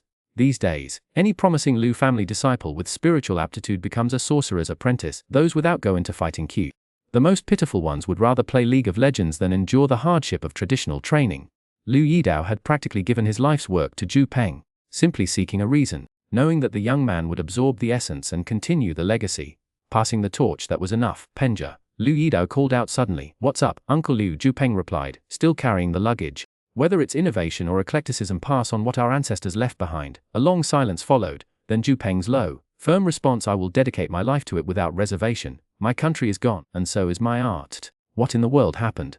I was gone for just a short while, and you're already a band of wounded soldiers. Youngsters are so rash. Without the guidance of their elders, they stumble about, arriving at the brightly lit stone hall, seeing Lo Kia, Dong, and even Yuan all bearing various injuries, and Jiang Yuzhen lying in a side chamber with a high fever. Liu Yidao, his spirits restored, burst into laughter, deliberately provoking Zhu Peng and Lao Kia. Zhu Peng too was a bearer of Chinese martial arts heritage, while Kia, with most of his adventuring team being young, the aging Liu Yidao found himself most compatible with Lao Kia. The two old men would constantly bicker, yet their friendship was genuine. Master Care and Dongshu only suffered minor abrasions. They don't even need medicine or rest. Yuan suffered some backlash from her meditation, nothing serious. Only Yuzhen lost too much blood and caught a chill in the snow. He's running a high fever now. I've been using acupuncture to dispel the heat toxins, but it seems his wounds are infected, beyond my medical capabilities. In a side room of the stone hall, Jiang Yuzhen, swathed in white bandages, had a high fever and his complexion was flushed. Even if Zhu Peng and the others were rushing towards Abyss City, it was questionable whether Jiang Yuzhen's body could withstand the journey. Zhu Peng believed that allowing him to rely on his own constitution in a stable environment would offer a higher survival rate. Of course, this also depended on Liu Yidao bringing back sufficient medicine. Of everyone in the team, Zhu Peng trusted the ruthless and ferocious old Liu the most. I actually did bring back something suitable for him, a cure-all potion. Wade said that as long as it's not something particularly troublesome like cancer or AIDS, it essentially cures any illness. It's just ridiculously expensive. He took the teal potion from Liu Yidao, examined it, and then passed it to Dongsh, whose left cheek was wrapped in bandages. She didn't even know when she'd been injured, but the girl didn't seem to care much, instead smiling and saying that her pretty face had caused too much trouble, so ruining it was fine. The final battle in the underground tomb, ice and flame duel. In the dimly lit stone chamber of the tomb, Jiang Yuzhen lay like a mummy on a stone sarcophagus. An old man, a young man, and a girl were also present at this moment. Dongshu held the pale green potion bottle. Looking somewhat hesitant, Dong said, holding the potion bottle but not giving it to Jiang Yuzhen, a cure-all for any illness. That sounds so unscientific and unreliable. She was already somewhat flustered with worry. It's the age of wizards now, Zhu Peng explained. While this potion is unscientific, it's very magical. You can think of it as forcefully enhancing the recipient's constitution, greatly strengthening their immune function. During the period of the potion's effect, Jiang Yuzhen's resistance to disease and toxins will be almost equal to that of a giant ogre. Once the potion's effect ends, the viruses in his body will be naturally eliminated by his immune system. Therefore, it cures most minor illnesses. With Zhu Peng's explanation, Dongshu, with a mixture of understanding and confusion, poured the teal potion into Jiang Yuzhen. Jiang Yuzhen's fever-flushed face returned to normal. He regained consciousness, felt hot, and threw off all the covers. Truly magical, Dongshu exclaimed, her eyebrows raised in amusement. If we had potions like this in the 21st century, hospitals worldwide would go bankrupt. Not as exaggerated as you think, Zhu Peng said, shaking his head. This potion is ineffective against trauma, fractures, and many diseases, as Uncle Liu said. It's incredibly expensive. He clapped Liu Yidao on the shoulder and led the unromantic old man out of the stone chamber, leaving the tomb to the recently recovered Jiang Yuzhen and Dongshu, who had diligently cared for him. The effects of the cure completely wore off, and Jiang Yuzhen recovered his health. The Frozen Land expedition annihilated thousands of monsters and 3 mini-bosses. Among the spoils, the bone giant yielded a cracked diamond, a grade higher than a merely broken one. The Wizard City's official price for diamonds, not a rare commodity, was double that of other gems. With consistent, ongoing purchases, it seemed that, for wizards, diamonds were a superior magical component compared to other gems. The Corpse Knight, perhaps due to Zhu Peng extracting its soul, dropped only common loot upon death. While Zhu Peng equipped himself with a few decent weapons and armor pieces from the pile, they were still merely common items, a stark contrast to the generous bounty of the Voodoo Mage. The Voodoo Mage dropped a 2-handed staff and a spellbook, Crimson Fury Common two-handed staff requires level 2 enchantment. Fairy Firestorm plot 10% fire damage within order range pli 5 magic 2 rune slots. The value of a staff isn't determined by level and quality in the same way as other equipment. A blue staff isn't always better than a common one, and a golden one isn't automatically superior to a blue one. A staff's value is primarily determined by the enchantment. A common staff with a powerful enchantment can easily surpass a blue quality one. Of course, gold quality staffs rarely have poor enchantments, so their value generally far exceeds blue and common quality equipment. Spellbook bears strength buff spell. Greatly increases the recipient's strength attribute. Old Cole claimed the Crimson Fury staff. With 2 high-quality rubies embedded, it wouldn't look shabby even in the hands of a full wizard. As for the bear's strength spellbook, it naturally went to Ju Peng. Would a nearly centenarian like Old Cole cast this spell on himself and then engage in close quarters combat with a 2-handed staff? After tidying up, Ju Peng pulled the iron ring, triggering the sacrificial altar's trap mechanism once more. The 6 of them descended into the deepest part of the underground tomb. A large swarm of bats shrieked and scattered at the intruder's arrival. In contrast to the refined and luxurious style of the upper tombs, the true burial place of the Spider Knight, Trelius was more primal and natural. After traversing a rough path through an underground cavern, they arrived at an underground waterfall, its white waters cascading continuously. On a stone platform beside the fall sat an ancient stone coffin covered in runes. Beside the coffin were 2 rust-covered chests, and even a wooden table holding a bouquet of withered flowers. Here, the scenery was exquisite. Unlike the opulent yet gloomy artificial tombs, the great knights of the End's civilization seemed to prefer eternal rest amidst beautiful natural landscapes. Remain vigilant. The Hain civilization is known for its bloodlust and necromancy. Despite being a tomb built in the snowy mountains, this place was surrounded by lush greenery and felt warm as spring. Stepping onto the stone platform, Jiang Yusen used his rather clumsy lock-picking skills to open the rust-eaten iron chest. The chest was filled with gold coins and gemstones of various colors. These weren't magically manifested artifacts, but ancient gold coins and raw gemstones brimming with the historical charm of the Hain civilization. These were all funerary objects of the demonic Spider Knight Trelius. Even finding something precious inside wouldn't be surprising, though it's usually nothing above second order, because the Hain civilization was merely a second-order civilization, far inferior to Earth's fourth-order technological civilization. The Flame of Earth civilization still struggled to survive in the wizarding world, while the Hain civilization could only reminisce through ancient ruins. The disparity between civilizations is often far more direct and brutal than that between individuals. There seemed to be no danger. Jiang Yusen's joyful cries as he clutched armfuls of gold coins and gemstones didn't trigger any reaction. It seemed the Hain's necromancy had failed. Perhaps due to age it hadn't awakened the form of the demonic Spider Knight to return to the world. Thinking this, Ju Peng also relaxed. Then he noticed a screen-like stone wall opposite the sarcophagus, seemingly covered in scratches. Looking around again, once more confirming there were no threats, Ju Peng casually walked over. He saw images of knights, each wreathed in icy flames and wielding heavy axes. Each image was ancient and profound, filled with a sense of destruction. The stone wall seemed to possess a mysterious allure. As Ju Peng focused his attention, each scratch on the images gradually emitted a silvery light. A vast and ancient spirit connected with the martial will in Ju Peng's heart, and through the continuous transmission of information, it gradually evolved into 5 large characters: Ice Flame, Battle, Demon, Scripture, Korn Den Do Nu, Shice, and Fire intertwine. Wherever the blade points, all things perish. The arrogant, violent, and overbearing martial arts essence of a low-level civilization from another plane flooded Ju Peng's mind. At the same time, phantoms of ancient axe-wielding knights burst from the stone wall, their illusory forms hacking at Ju Peng with an onslaught as fierce as flame and as cold and harsh as ice. Ju Peng's will was spurred, almost instinctively transforming him into a warrior wielding 2 battle axes. Charging forward, with each ice and flame warrior felled, his understanding of the ice and flame domo Ju martial art deepened. However, defeat meant more than just a shattered will and damaged spirit. Becoming a vegetable wasn't impossible. This was a battle of the mind. It was as if a drunkard had stumbled into a sea of wine, a glutton into a forest of meat, a libertine into a celestial paradise. Ju Peng's spirit plunged into the stone wall, unable to extricate himself. Chapter 37 Knight and Phantom Doppelganger. Ju Peng stood before the stone wall portrait, eyes closed. With each pattern he comprehended and shattered within his mind, the stone wall before him cracked and crumbled accordingly, revealing the martial art form. The mysterious silver light gradually faded. At that moment, Jiang Yusen, overwhelmed with joy at his newfound wealth of jewels and gold, lunged towards a second large iron chest. After finally calming down and unlocking it, he flung open the lid. An arrow shot from within, striking the young thief in the chest. The incredible force sent him almost flying. Simultaneously, the ancient stone coffin, which had lain quietly until then, was suddenly kicked open by a skeletal leg. A 2-meter-tall, powerfully built, purplish-black skeleton, seemingly forged from iron, clambered out. Its empty eye sockets, burning with a dark red, undead flame, were filled with a ferocious, bloodthirsty intent. Holy crap! I knew this money wasn't easy to get! Lu Yidao and Cole reacted first. Cole tossed a blue powder onto the coffin, activating a spell that caused ice crystals to spread. However, the purplish-black, Iron-like skeleton erupted in a searing orange flame, easily melting the ice Liu Yidao attacked. A whirlwind of swordlight raining down on the skeleton, sparks flew. But the creature didn't even glance at him. The proud old Liu Yidao furrowed his brow, condensing his sword light into a single, brilliant streak, slashing hard at the skeleton's neck. Even a newly achieved Huajing-level swordsman's full power wasn't to be trifled with. The sharp blade cut half a hand's depth into the steel, like bone. This finally caught the skeleton's attention. The flames in its eyes intensified. It grabbed the blade with one hand, pulling Liu Yidao towards it before flinging him away. Although Liu Yidao blocked the attack, he still tumbled from the stone platform and plunged into the waterfall below. Ivan, with the waterfall as a dramatic backdrop, had finally found the perfect angle below the stone platform and was happily taking a selfie. Just as she pressed the shutter button, Liu Yidao, flailing wildly behind her, screamed as he tumbled into the waterfall.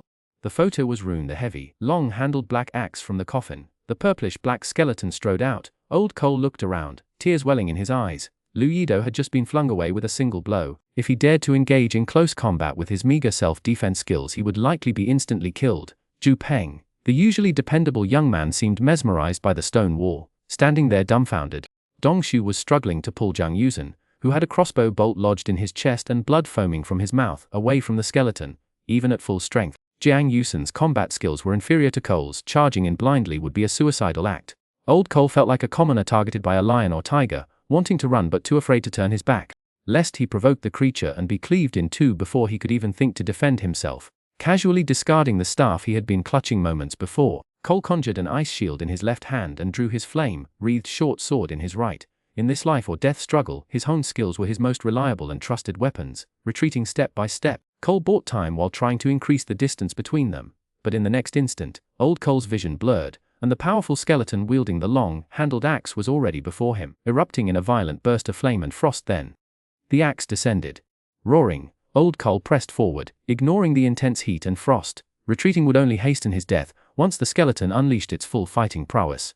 A spellcaster caught in close combat would have virtually no chance of survival. Cole charged, smashing his ice shield into the axe handle. The shield, nearly as strong as a forged iron one, shattered instantly, sending Cole flying backward with the force of the blow. In that instant his movements were surprisingly nimble, somehow minimizing the impact of the axe handle. Even so, his left arm was clearly twisted and broken. The purplish-black skeleton showed no pause, pursuing Cole's falling form with the speed of a gale, bringing the axe down for a killing blow. No matter how he evaded, the vast difference in their close combat abilities remained insurmountable. Unable to possibly block the blow, Old Cole used one hand to tear open a scroll. In the next moment, dozens of Old Coles, each with a broken left arm, appeared on the stone platform, scattering in all directions as they ran and screamed. The nearly 100-year-old man ran with the speed of a 100-meter dash champion. Usain Bolt illusion and haste scrolls. Every wizard, even a high-level apprentice, after establishing their own knowledge system, will surely have their own trump card for self-preservation, especially an old apprentice like Cole, whose life-saving spells are quite stunning. With a whirlwind of axe swings, he cleaved several illusions, while that strong, ferocious skeleton was pursuing a group of Coles.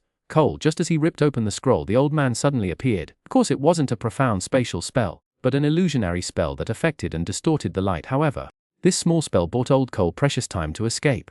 The skeleton was already chasing an illusion to the edge of the stone platform. Peng, you damn lazy bastard, get to work! Cole casually pulled out a pouch and, with his intact right hand, thwack! The money pouch was caught neatly by the man's right hand. Slowly turning around, Peng snapped out of the aftereffects of the ice and fire Domo Ju.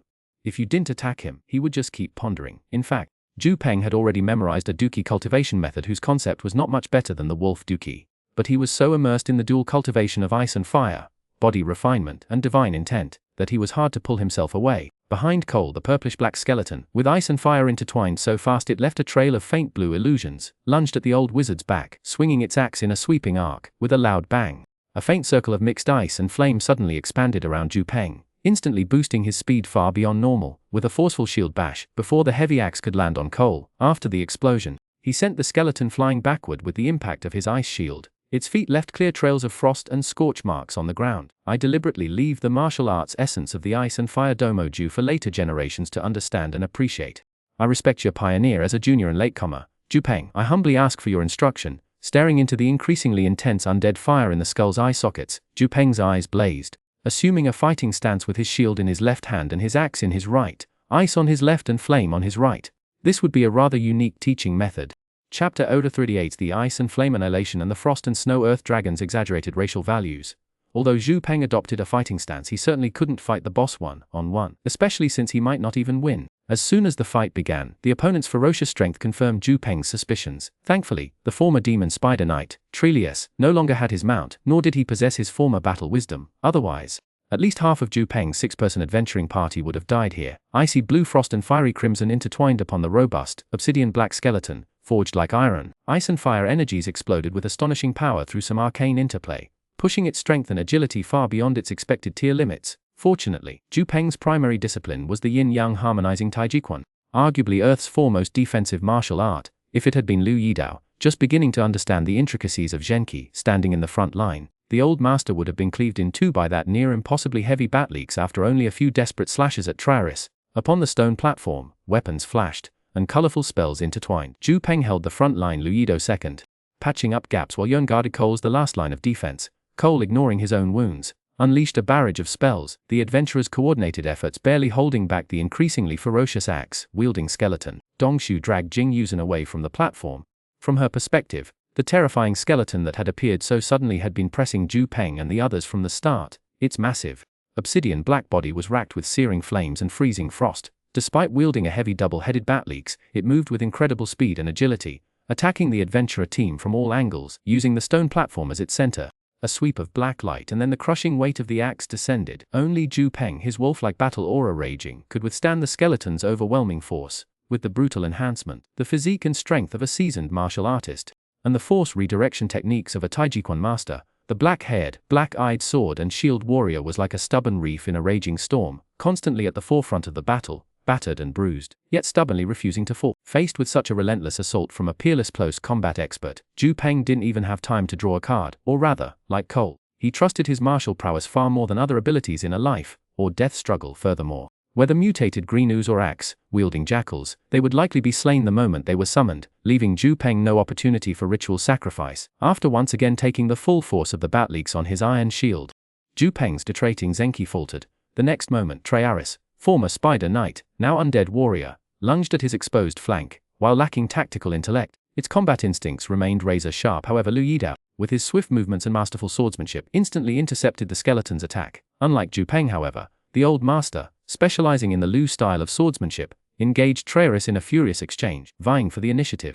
This is both the strength and the greatest weakness of the Willow Gate Blade technique in the 5 Dark Realms. Essentially, Chinese martial arts are designed to target humans. Dealing multiple blows to the vital points of a Death Knight only to see it remain standing is incredibly frustrating for martial artists who rely on quick, precise attacks. After a few frantic exchanges with the skeleton warrior, Liu Yidao briefly gained a significant advantage, hacking at his opponent until sparks flew. The sharp blade sliced through purple-black bone, sending fragments clattering to the ground like pieces of metal. However, after several attacks, Liu Yidao was winded, giving Zhu Peng the chance to jump in and take over. Luckily, the adventurers outnumbered their opponent and coordinated well enough to take turns attacking. Slow it down, don't fight it head-on, its abnormal state can't last. Its speed and power are far beyond the limits of a level 10 mini-boss. Old Cole, his left arm fractured, but his mind still sharp, judged. His right hand crackled with dark green wind as he cast Wind Sand and Thunderbolt, basic apprentice level spell. Yet their continuous damage chipped away at Trelius' health. He avoided fire and ice magic because the creature's fiery aura and frost suggested extremely high resistance to both. Temporal ring, across the wheel of time. My most loyal, I summon you from gripping her sword, left hand raising an antique, ornate gemstone necklace, accompanied by incantations and a spell card depicting a strange, yellowish wheel. Iwan summoned a complex, almost exaggerated silver magic array that enveloped the plump, enraged Snowfree at her feet. When it reappeared, the young, ball-like dragon had transformed into a strong, silver-scaled terrestrial dragon. Pell-buffed level 1 AP 22 attack 35 defense 52 speed 16 special attack 20 spades 35 base stats 198 trait 1 teen dragon bloodline 20% overall stat bonus. Trait 20 frost breath. Continuously slows affected targets and to fill skills 1 ambush, 2 bite, 3 tail whip, 4 icy breath. The hefty lizard, its body shrouded in a chilling aura, lunged clumsily at the axe-wielding skeleton. Initially, it was overwhelmed, requiring assistance from Zhu Peng and Liu Yidao. After a moment, the purplish-black skeleton's speed gradually slowed. The icy aura on one side of its body intensified, while the flames on the other side flickered and weakened.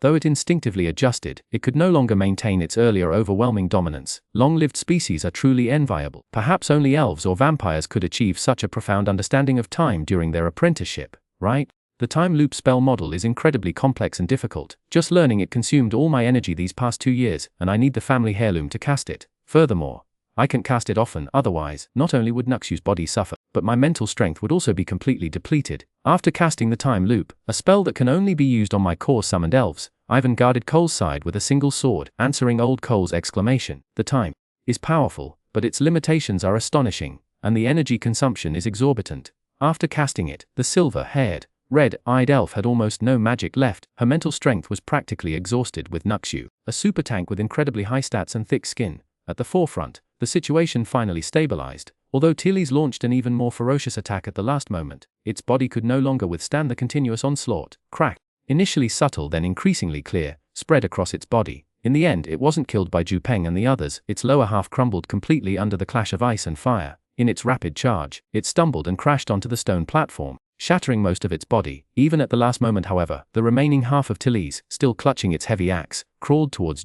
Peng and the others. Its ferocious, frenzied fighting spirit struck the hearts of everyone present. This persistence continued until the undead fire in its eyes finally extinguished. If it was still alive, possessing battle intelligence and riding that giant spider, we would have been annihilated, wouldn't we? The Spider Knight Tilly's truly lives up to its name. Particles of demonic essence radiated from its remains. Though there was an opportunity to forcibly restrain the remnants of this terrifying warrior's soul, Peng did nothing. Held back by some inexplicable emotion, Tilly's spoils and the ice and flame do, Mo technique, the rewards from this battle were already plentiful. Let this valiant knight rest in peace. Standing at the heart of the dissipating source, Peng reflected on the violet, black shadows that had just ravaged the battlefield, reaping immense benefits from the experience. The essence of the Icefire Battle Demon manual lay in the two words Battle Demon, interweaving ice and fire to generate devastating energy, forcibly stimulating the body's potential to achieve strength and agility far exceeding one's rank.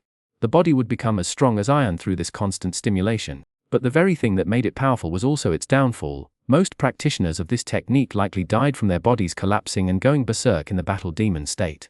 Almost all martial arts from other planes, due to the nature of energy particles, followed a path of aggressive advancement, with no turning back, relentlessly cultivating and tapping into one's potential, completely lacking any method of cultivating through softness to achieve hardness. Indeed, immersed in the vast ocean of energy tides, who would even notice the shallow puddle that is one's own body? The Icefire Battle Demon manual was incredibly fierce and brutal, but limited by the overall civilization level of the Haines civilization. It was merely a top-tier low-level Dooku technique that could be cultivated to the second level, its true potential not even comparable to Wolf Dooku yet. Peng benefited immensely from this technique and valued it highly because the ice and fire path of the Icefire Battle Demon manual perfectly complemented his Tai Chi. The Icefire Battle Demon manual had intensity but lacked depth. It only produced the destructive power of ice and fire impact, lacking the profound artistic conception of Tai Chi's integration of water, fire, and yen. Meanwhile, Earth's Tai Chi, in the Age of Witches, possessed depth but lacked intensity. Rooted entirely in the human body, its potential unable to unleash a force that could demolish a building with a single punch. Unlike Dooku, normally, the Icefire Battle Demon manual would be less valuable than Wolf Dooku, but for Duke, even if he were given 2 copies of Wolf Dooku, it wouldn't be as important as 1 copy of the Icefire Battle Demon manual. The light particle source completely dissipated. In the pile of Terrier's shattered bones, a bag lay, containing several arm-length heavy javelins emitting a faint golden glow. Icefire destruction, transformation into a battle demon. Look at you, scaredy cat. You didn't die fighting the skeletal giant. You didn't die assassinating the voodoo mage amidst a horde of monsters. And now you almost got taken out by the simplest trap. If you hadn't dodged at the last moment, that crossbow bolt would have pierced your heart. If Uncle Lou hadn't brought back those restorative potions, with your shattered ribs, you wouldn't have been able to participate in any more adventures for at least several years. Peng continued setting Zhang Yusen's shattered bones, his bare torso now a testament to the past month, a body transformed into a muscular physique. Zhang Yulin, though he hadn't allocated any attribute points to constitution, had, through intense training and recent life or death struggles, gone was his former effeminacy, replaced by the bearing of a powerfully built, handsome youth. Easy, Peng, it hurts. When will I be better? Remember this pain. Remember you're a thief. Every move must be carefully considered. One mistake could cost you your life. Thanks to prompt medical attention, you should be mobile in about 3 days. You haven't reached level 4 yet, so clear out the remaining monsters in Frozen Valley. The benefits of the demon god's essence will greatly accelerate your recovery, perhaps even enhancing absorption. After resetting the broken bones, Peng patted Zhang Yusen's wound, ignoring the young man's pained grimace, and turned to leave. The Blood Eagle boss in the nun's burial ground was already a hot topic on the professional forum. Videos of the Blood Eagle transforming into a giant eagle, mercilessly slaughtering players, were breaking viewership records. This scared off some weaker players, but also attracted even stronger ones from the First Realm. Zhang Yusen's injury meant at least a 3-day delay, making Peng increasingly uncertain about his plans. That night, The group left the true tomb of Trilliers and returned to the underground crypt to rest. Not because the environment wasn't pleasant, but because the underground waterfall was incredibly noisy. No living soul could sleep there. After disabling the mechanism and resealing the sacrificial altar, inheriting the ice and fire domo art martial path, Peng hoped the knight, whose fortitude and fighting spirit he admired, would rest eternally in his stone coffin undisturbed. His secrets forever hidden, they built a fire, cooked their meals. In the days that followed, Liu Yidao and Zhang Yusen cleared out the remaining monsters in Frozen Valley, while Peng, Cole, and Yuan pursued their witchcraft study. Even Dong Xu dared not waste a single day striving to strengthen herself. Chapter 103. Plans, and a strange premonition. The faintly glowing light of the sealed demon dragon king was like the dying embers of a sunset, its fading rays crint. Amidst the ruins of a city resembling a 1970s Western city on Earth, decaying buildings stood amidst scattered, overturned car zombies. Failing to sense the scent of living flesh, listlessly wandered through the streets. A red, clad in tight-fitting leather armor, stood atop a 5-story building, holding a heavy crossbow. Below, 7 men and women clad in leather armor and armed, were fleeing for their lives, discarding their armor and weapons not figuratively, but literally. Their weapons and armor, which warriors consider a second life, were hastily abandoned to lighten their load and increase their speed. A pink tongue licked across crimson lips, a slight smile hinting at the bloody ferocity of a terrifying beast. The red-haired woman standing atop the 5th-floor building had no whites in her eyes, only a blood-red darkness like congealed blood. She leaped from the building, her body outstretched against the howling wind. The next moment, the red-haired woman in leather was enveloped and reformed by blood-like energy in mid-air. When she reappeared, she had transformed into a blood-red hawk, nearly the size of a man, its wings beating as it swooped down towards the 7 mercenaries. Now prey instead of hunters, surrounded by the ever-present, flesh-hungry zombies. The 7 disarmed adventurers couldn't escape quickly enough. The blood-red hawk descended from the sky above them, unleashing a rain of arrows that forced the mercenaries to seek cover, unable to lift their heads. Then, the blood-red-haired woman in leather landed. Drawing her crossbow, she fired 3 bolts, paused briefly, and then fired 3 more. Her rate of fire like a continuously roaring machine gun. The 7 mercenaries soon fell beneath her volleys, surrounded and devoured by the zombies that swarmed them. This marked the end of an adventurer's party, erased from the abyssal city. The red-haired woman, amidst the carnage of corpses and living dead, transformed back into the Bloodhawk and soared into the sky. It circled above the ruined city, slaughtering any creature daring to trespass its territory. Terrifying and magnificent. The Blood Grim Reaper, a harbinger of death and destruction. The above footage was captured by an outer space satellite that, after significant modification, was once again functioning. The Adventurers Forum posted as a pay-per-view video, earning a tidy profit in a very short time. Clap clap clap. Alright, Master Cole, please turn off the water screen. A young man stood up. With his words, the water screen spell, functioning like a projector, dissipated into a mist after watching the video.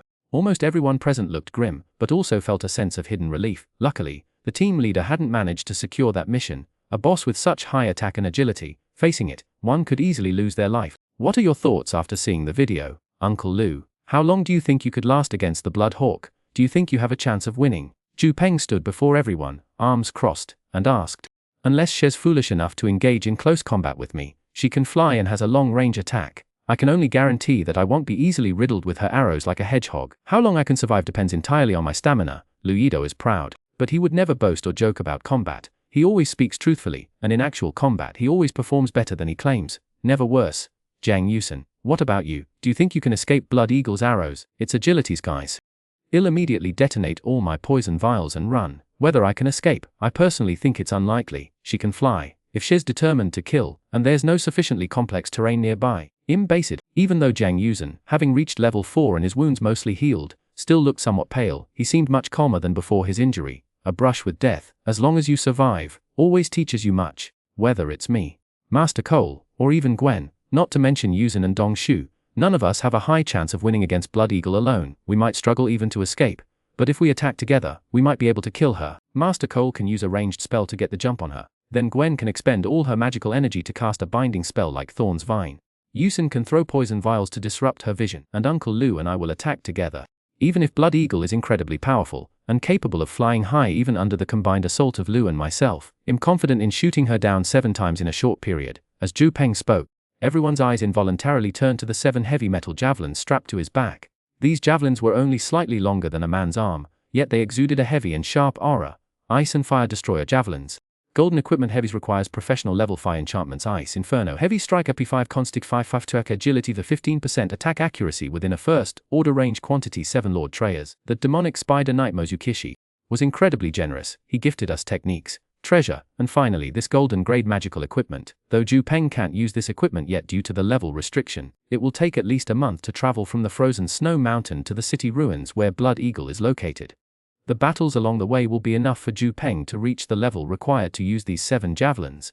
This means a geometric increase in Zhu Peng's combat strength. With these golden quality magical heavy javelins, Zhu Peng is confident he can shoot Blood Eagle out of the sky 7 times, like shooting birds. And no matter how powerful a boss primarily reliant on agility transformation spells and crossbow skills might be, how high can their melee combat strength really be? Peng took down Blood Eagle 7 times. My skills are more than enough to keep up. 3 times, at least 3, maybe 5, and I can completely obliterate her. If I can't kill her after taking her down 7 times, I'll cut off my own head and let you all have it pickled in wine. The declaration from the adventurer team's 2 top fighters immediately eased the tense atmosphere. Zhu Peng and Lu Yidao weren't given to idle boasting. They would have said such things unless they were absolutely certain. And if they weren't afraid of Blood Eagle, the area's strongest boss, then the whole team's safety was assured. But it's strange, isn't it? I just watched the video. Blood Eagle's polymorph, multiple arrows, those are one thing. But did you notice? After she transformed into human form and landed, she held her crossbow like a machine gun, firing off at least 100 bolts. Was her quiver a spatial item? Even though Yevon is an atypical elf, preferring the technology of firearms far more than traditional elven bows and crossbows, she still understands the basics, like how many bolts a Blood Eagle quiver can actually hold, even with a spell expansion. Within the limits of a first-order spell, it would only hold the number of bolts Blood Eagle fired far exceeded 50. It wasn't a spatial spell expanding the quiver, but a lower tier, yet far more valuable, returning bolt quiver. Someone's already made a pinned thread on the forum offering to buy one. They're offering 10 perfect gems for one. A perfect gem costs 500 gold in the Wizard City official stores. 10 would be 20,000 gold. Converted to RMB, that's 5 million RMB in Earth terms. In Abyss City, even a 10,000 yuan household is considered wealthy, so that's a huge sum. Zhu Peng continued Lu Yidao's train of thought. He recalled his early days working for Master Kid at the Bloody Mouth Tavern, earning only a dozen gold coins a month. Looking back, it was a rather difficult time. A returning bolt quiver, that thing's only worth 25,000 gold. Dong Xu, unfamiliar with the market, questioned in surprise. What more would you want? 1,000,000 gold. After all, it only recycles first-order equipment and it doesn't prevent equipment wear and tear, or enhance enchantments. 25,000 gold is a fair price. If I could get one, I could basically throw these 7 heavy javelins without limit. Call me Mr. Zhu Peng. Human self-propelled cannon. Then, So, when are we going to take down Blood Eagle? Yu Sen's injury cost us time, otherwise we'd be on our way already. Even held her face in her hands, questioning. She wasn't particularly concerned about the quiver of returning arrows. The Everett family had plenty, though not an excessive amount. Most of the family's elite archers possessed such equipment. However, even among the Everetts, the number of truly elite archers was limited, due partly to the obligations of service to powerful mages, and partly to the constant drain of the clan's resources. No, we won't deliberately hunt Bloodhawk, while the quiver is tempting. Too many adventurers are already gathered there. Attacking a heavily defended target is unwise. The recent operational meeting simply served to inform everyone, we won't deliberately hunt Bloodhawk, but we won't fear her either. If she provokes, well, strike her down. No hesitation. With a wave of his hand, he boosted everyone's morale. They were about to embark on a new adventure, the final leg of this journey. As team leader, Zhu Peng had to ensure his team members were both physically and mentally prepared. That night, most others were asleep, but Zhu Peng leaned against a rock, watching a video on his phone. Bloodhawk soared high above before diving down to attack. From the details of her combat, a flood of information poured into Zhu Peng's mind. Transformation magic, a quiver of returning arrows, superb crossbow skills. She likely also cultivates wind and thunder dual attribute battle key. She uses high-frequency strikes to accumulate critical damage from Thunder Battle Key, while Wind Battle Key accelerates her flight and combat speed. Her mastery of Battle Key suggests decent pre-transformation martial arts skills, probably focusing on legwork. However, against Old Man Leah's close quarters combat, her crude military legwork was a joke, irrelevant to the overall situation. Penja, still awake? You seem troubled. Is it about Bloodhawk? A somewhat aged voice came from the darkness. Old Man Lu. Not Bloodhawk. She's just a minor boss, not necessarily stronger than Teles. My worry, Old Man Lu, haven't you noticed? On the Adventurers Forum, the Earth Remnants and the Wizard's Servant tribes are at it again. What's to worry about? The Nordic, the Red Guards, the Britons. They've served as dogs for the spellcasters in Wizard City for years, yet haven't even earned a domesticated status. For years, they've been cooped up in Abyss City, suppressed by the Earth Remnants, watching them prosper. Some became mage apprentices, scientists and scholars became honored guests of the mages. Many even live better lives simply by playing games. These dregs hate the Earth Remnants, and we look down on them, considering them uncivilized natives. Since the forum's inception, they've bickered endlessly. I'm actually surprised those barbarians even learned how to use the internet. The old man chuckled. Everyone's having a rough time under the Witch World's rule, but it's okay. At least you're having it worse than me. Seeing you makes me feel much better. Nothing to worry about, said Lu Yidao. Those other races and were always at each other's throats. You don't read much besides adventurer tutorials. It's common. Don't worry about it. Get some sleep. He fell silent, but even after Zhu Peng switched off his phone screen, he remained awake. Always at each other's throats. Right up to today, Zhu Peng mused, switching off his phone. I know you're right. The forum's atmosphere is unusually tense, and Bloodhawk's power is unsettling. As is the concentration of adventurers in the nunnery cemetery. It all feels off. Something bad's about to happen. Autumn wind stirred. Yet the cicada senses it. Death comes unannounced. Is it your Taoist precognitive ability? You're teasing me, Uncle Lu. You know I haven't even broken through to dark strength. I'm nowhere near that level of insight. It's just a strange unease. Or maybe I'm overthinking it. He tucked his phone beside him and drifted off to sleep. Troubled thoughts seemed to seep into his dreams. He heard the faint cries of women and children. In his slumber, he saw the earth ablaze, bodies piled high as far as the eye could see. Under a tree laden with severed heads, a naked young woman was impaled from below, the stake emerging from her mouth. He didn't know her, but her vacant, bloodshot eyes stared at him. Night fell. Chapter 04 The City of the Living Dead. Endless Abyss. Adventure is a mix of combat, travel, and self-improvement. Unless, like Zhu Peng and his companions, one stumbles upon a massive concentration of monsters. Adventurers in the Darfirst realm spend most of their time traveling. It's not uncommon to go 10 or 15 days without encountering a single monster. However, when combat does erupt, the intensity surpasses the combined intensity of the previous fortnight's skirmishes. 10 or 15 days might yield only 3 or 5 monsters, barely enough for the party to practice against. Then a swarm descends, leading to days of fighting, hit and run tactics, attrition, and relentless combat until exhaustion takes over. Months without leveling up, then a month of rapid advancement. That's the adventurer's reality. In the ruins of a city resembling a 1970s western, Zhu Peng's team of adventurers was beset by hundreds, perhaps thousands of zombies. These agile, mindless creatures driven only by hunger feared nothing. Their relentless greed for fresh flesh was terrifying. Even if limbs were severed, they would crawl and attack, their jaws displaying a tenacity almost impossible for a normal being. Early in the zombie onslaught, some adventurers suffered minor injuries. Fortunately, Lu Yido, ever prepared, carried a comprehensive supply of medical supplies. Otherwise, the injured would have to rely solely on their will and physical strength to fight off the zombie virus, survival or death depending on their resilience. This seemed to be a technologically advanced world recently swallowed by the abyss. While lacking nuclear weapons or comparable technology, electricity and printed newspapers were in use. After Lu Yido, holding the rear, burst into the room, Jiang Yusen used his arm to smash the iron door shut. Little Donkey, pale-faced, used her knife to hack at zombie arms reaching through the cracks, before the two managed to secure the iron gate.